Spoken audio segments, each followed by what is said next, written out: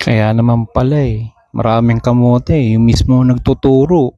Kamote din Alam na natin. Gising-gising mga kaibigan. Wake up call yan. Kamote. Isip-isip kayo Magturo kayo ng maayos. Be an example. Regardless kung pinahiya kayo o hindi. Paglabas nyo palang tumayo tumindig.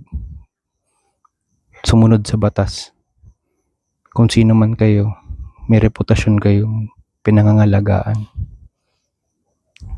Tigilan nyo na yung pagkakamote ninyo.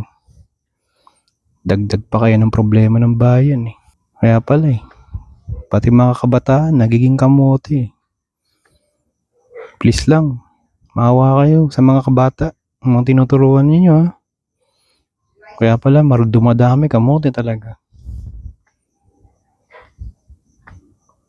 So, di ba? Nasaan na yung mga stop toy? Sarap ang gigil. Parang ganito.